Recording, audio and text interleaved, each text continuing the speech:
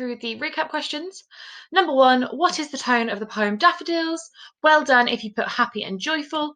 Remember, we've talked about the fact that daffodils have connotations of happiness, of spring, and the general tone, the general feeling of the poem is one of positivity, of happiness. Okay, well done. Right, number 2, what is a connotation? As I just talked about there, a connotation is an idea or feeling that a word creates. So, for example, daffodils have connotations of spring because they are the word daffodils, or the flower daffodils reminds us of spring. Okay? Well done if you got that one right. Number 3, when writing a comparison, what is the structure we use? Now, hopefully you remembered it is what, how, why. We need that added how, why at the end just to make sure that we have enough time to talk about the second poem. Okay, so we have to add on an extra and how and why so we can really go into detail about the second poem. Okay, remember we talk about both poems in that what section at the start, move on to our first poem, and then move on to our second poem. Right, recap number 4. What do you do in the how sections of a comparison? Do you state a point, explain why the writer may have created that idea, or include a quotation and analyse it? So remember, analyse means to explain in detail. Well done if you got that you need to include a quotation and analyse it. Brilliant work so far. Challenge number 1, pretty of a tricky one today, but hopefully you've had a go. What is iambic tetrameter?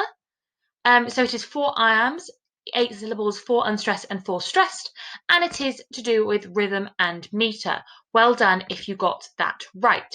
Okay. All right, now we have had a chance to do our recap, we need to do our vocabulary section. Okay, today's vocabulary is focusing on academic verbs. Okay, so the verbs that you use in your what, how, why paragraphs. Okay, for example, you'd put an academic verb here. So the writer creates the feeling of happiness, for example.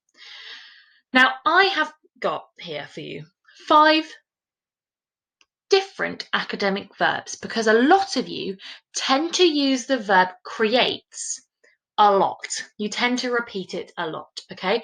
So we're going to learn some new ones that we can use in our writing.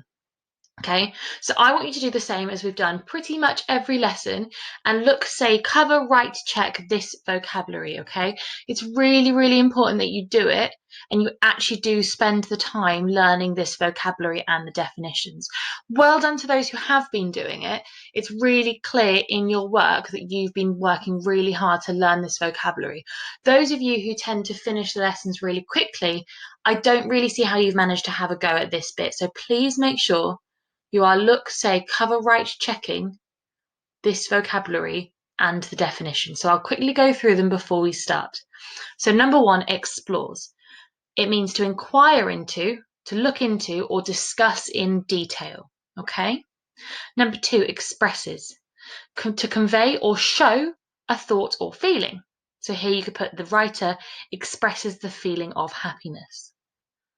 Number 3, highlights. Draw special attention to.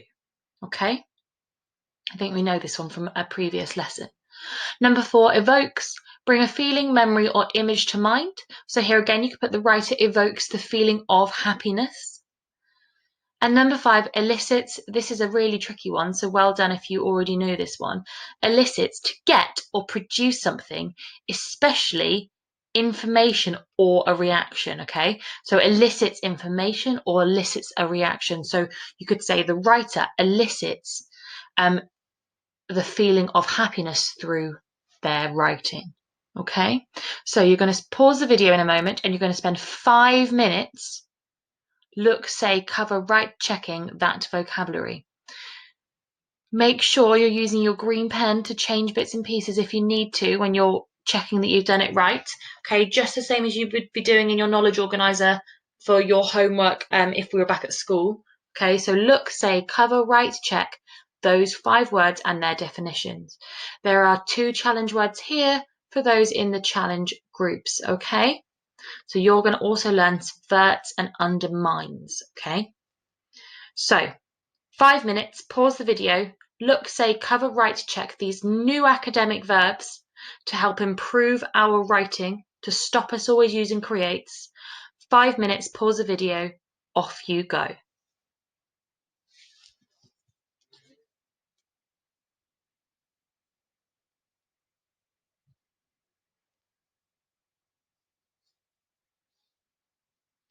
Fabulous. Right, if you haven't paused the video and I'm talking, like I always say, make sure you've paused it now and keep going with learning your vocabulary.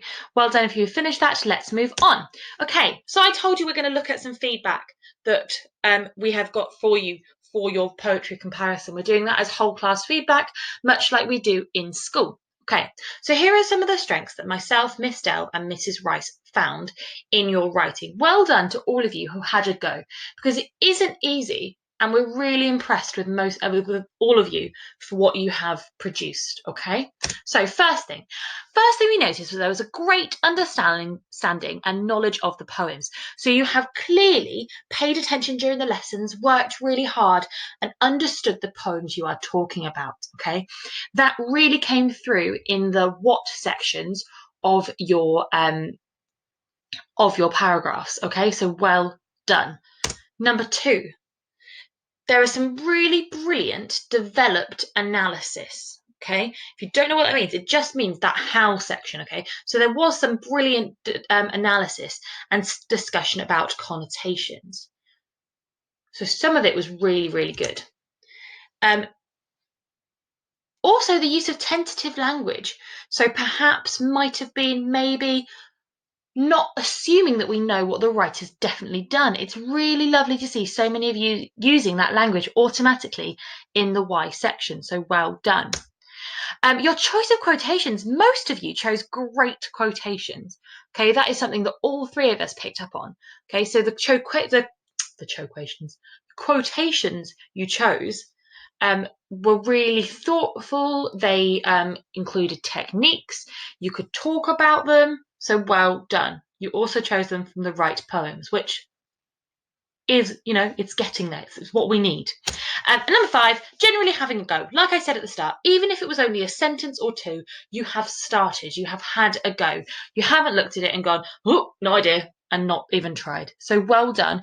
If you think, oh, but I only wrote a sentence, I didn't do very well. We are really, really happy with the fact that you had a go. So well done. Okay. So we've looked at our strengths. They were brilliant. There are lots of other things that are really, really good about them. So some use of academic language was brilliant. Some of the specific connotations that some of you came up with. I think there was one about thunderbolt that was a really nice description of it being unbeatable, which was really lovely. We're going to move on to looking at the targets, because the targets are where we can all improve. Okay, so although you might not have had to go, these targets are really important to look at because they will help you build up your work next time. So, I don't know why it's gone out of order there. Number 1, use punctuation correctly, including capital letters and full stops. Please make sure we're doing this, okay? It's the most simple thing that we can get right in our writing. If you're just checking that you've got capital letters at the start and a full stop at the end, I am happy, okay? So make sure we're doing that. It's something we can change really easily now we're going back through stuff, okay? Using the what, how, why structure is also a target for a lot of us, okay? The sentence starters are there to help if you need them. If you know you've used that structure, brilliant, excellent. I'm not saying that's a target for everyone, but some of us really need to make sure we're using that structure, okay? There's a reason I put the sentence starters there. You can literally just use them and copy them into the work if you need to, okay? The how section analysis. Now, whilst some of the analysis was really in-depth, all of us can look at and improve our how sections. Okay, we're going to go through that in detail in a moment. So don't worry if you don't understand what I mean. Use of alternative and different academic verbs. We've already talked about that because we've already learned 5 more verbs that we can use. Okay, lots and lots of you repeated create a lot. Okay, it was the most repeated word in all of all of the paragraphs. So using alternative and different academic verbs such as explores, expresses, highlights, evokes, elicits to make our work even better. And then a target for the challenge groups, which links in with number 3, is to give an alternative interpretation in the how section, okay? So showing that you think there could be another side to the analysis, showing that you know that there's not just one answer, all right? So that is something that I want those challenge groups, so S1, S2, J1 and J2, to have a think about, okay? I know you can do it. Right. So as I've said, we are going to be looking at number 3, the how section. We're going to be looking at how to make the best how section we can possibly make, okay? Right. We're going to look to start with an example. Now, I hope that this person doesn't mind that I have used their example, but I have chosen one of the ones that I had looked at, one of the pieces of writing from someone in Year 7, and I'm going to use that to show how we use how we make a sensible comparison and how we use that structure. Okay? I'm going to read it to you now. Well done to this person, by the way, because it's absolutely brilliant. In the poem Daffodils, William Wordsworth creates a joyful tone, whereas Causley creates a confident and provoking tone. Wordsworth uses a simile in the quotation, "I wandered lonely as a cloud," which implies that the writer found it so joyful he almost believes it to be a dream. This is because the word cloud has connotations of dreams, happiness, but also perhaps heaven. This could evoke the thought that the speaker was in their own utopia, perfect place, and this gives a joyful, peaceful tone. Wordsworth may have done this to mirror nature to a perfect world. Okay, stick with me if you're a bit lost. I'm going to break it down in a second. Second paragraph. In contrast, lovely use of that word, in I Am the Song, Causley creates a confident and provoking tone. This is presented in the repetition of I am. This undoubtedly shows that the speaker is almost daring anybody to argue with them, but also that they are being determined as they are not changing. This shows he is confident in what he believes in. Causley may have done this to emphasize nature's experience and therefore strength. Okay? Like I said, that was a brilliant example. Okay? So don't worry if you're going, mine look nothing like that. That is fine. Okay? This was a really high level answer. Okay. What we're going to do now is I want you to identify the what, how, why sections of this paragraph. Now, I have put them in colours to help you, but I want you to do it by yourself. So can you pause the video now? And I just want you to identify where the what is in the first paragraph, okay? Where is the what in the first paragraph? Brilliant. So the what of this paragraph is, in the poem Daffodils, William Wordsworth creates a joyful tone, whereas Causley creates a confident and provoking tone. They have created a sensible comparison between the two poems, linking it with whereas, which is excellent. Okay, now I want you to identify the how section. Where is the how section? I want you to find the how section. Just find it for me. Which bit is it? Point to your screen. Find it on your screen for me. Yeah, so the whole blue bit there is the how section. Wordsworth uses a simile in the quotation, "I wandered lonely as a cloud," which implies the writer found it so joyful he almost believes it to be a dream. This is because the word cloud has connotations of dreams, happiness, but also perhaps heaven. This could evoke the thought that the speaker was in their own utopia, and this gives a joyful, peaceful tone. There's lots of high-level language in this, so please don't worry if you don't understand exactly what they're saying. We're just trying to identify, we're trying to find the different sections of the paragraph, okay? And then finally, as you've probably guessed, the why is the red, okay? Then the same goes for this. The how section is in the blue, and then the why is in the red again. Okay, so you see there how they've really, really clearly used that structure. They've gone what, they've gone how, why, how, why. Okay? Right. I have taken the first how section. I want you to write down what technique they have talked about. Okay, so what technique has this person found in the writing? Where is it? Write it down now. Go.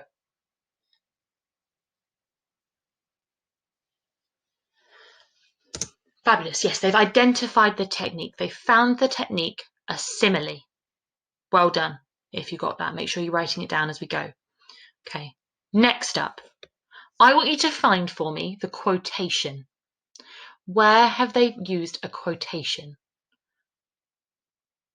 You can point to it on your screen. You can write it down.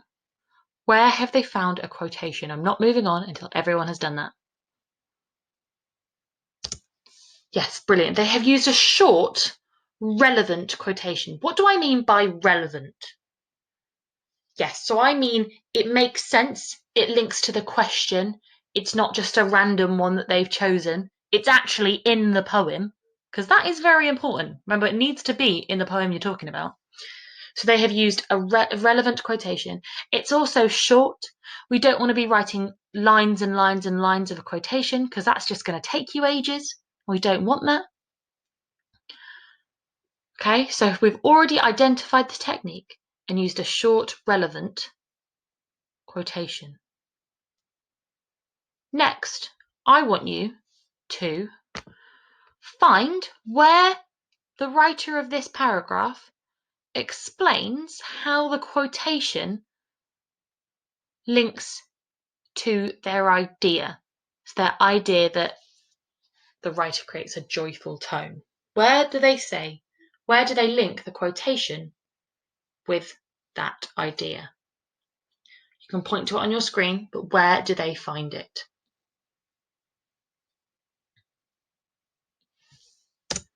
Yes, you're right. There it is. Found it so joyful, which implies the writer found it so joyful, he almost believes it to be a dream. They explain there how the quotation, so this is the quotation, I wandered lonely as a cloud. They've explained how that shows that it is joyful because he almost believes it to be a dream. Now, you might think that doesn't completely go into detail. I still don't understand. Can you now for me find where they've picked out a single word and shown its connotations? Find where they've chosen a single word from the main quotation and shown what its connotations are. So have a look in the next bit. Where have they chosen a single word from the quotation and then told me what the connotations of it are? Yeah, they've chosen cloud. So from the quotation, I wandered lonely as a cloud, they have picked out the word cloud. They have then told me what the connotations of cloud are, or what they believe them to be. So they have done single word analysis. They have explained a single word from the main quotation and told me what the connotations are. That's really, really important to do. You might be wondering why, but let's read it without that bit.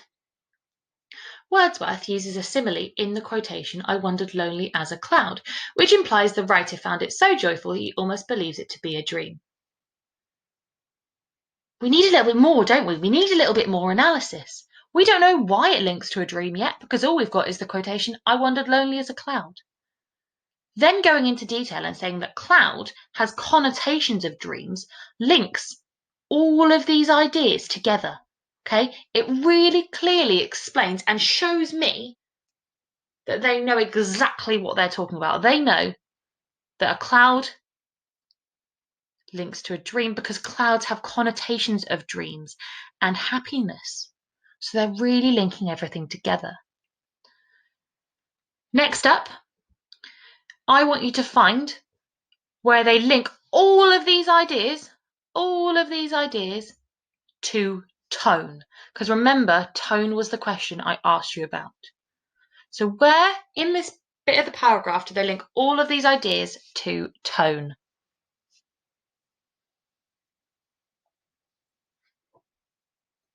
That's right, at the end. They say, this could evoke the thought that the speaker was in their own own utopia. Now, you don't have to include this bit. This is a bit of like advanced analysis. But what's really important, the main bit that you need to take from this sentence is this gives a joyful, peaceful tone. Okay, they have linked back to tone. They have shown me that they can pick out a technique, use a quotation, explain that quotation,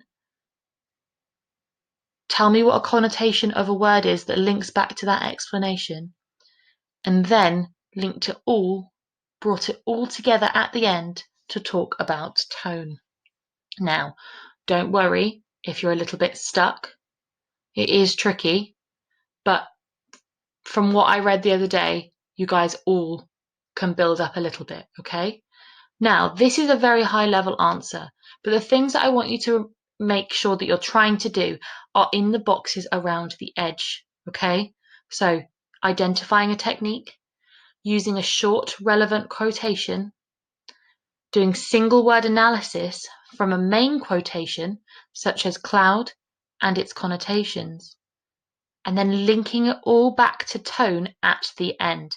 So those 5 steps are really good ones just to remember when you're doing your how section. Now, in the sentence starters, they do sort of lead you in that direction, so it shouldn't be too tricky to do, okay? For the challenge groups, or the super challenge, the SC groups, you might also have noted that they have used high-level academic language throughout, such as utopia, evoke, implies. Using that language really sort of shows that makes your answer really high level, okay? Hopefully, you can see there that they have built up their analysis, okay?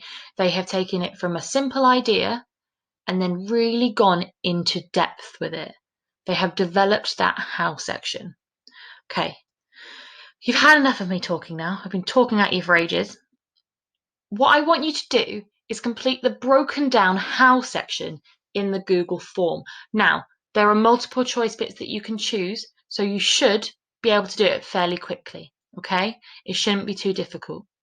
S1, S2, J1 and J2, make sure you complete the challenge task. I want you to come up with an alternative interpretation. So you're going to complete the broken down how section and then add a bit more analysis, come up with a different interpretation. What else could it be mean? Okay, in that super challenge. If you're stuck on that, remember you can just post in the stream and one of us will be able to help you. So your task is to complete the broken down how section. If you've watched this video, it'll be really, really straightforward, okay? I go through a lot of the same ideas we've talked about in this video. All right, so well done for getting to this point because it's excellent work. If you want to have a go at coming up with that alternative interpretation as well, brilliant. But I just want you to know how well you've done to get to this point, so well done. If you complete it really quickly and you're sat there going, I've still got half an hour of English left to do, read a book, okay? Read the rest of your book that you've been reading for that last bit of the lesson, all right? But well done. Complete that section in the Google form. Brilliant work, everyone.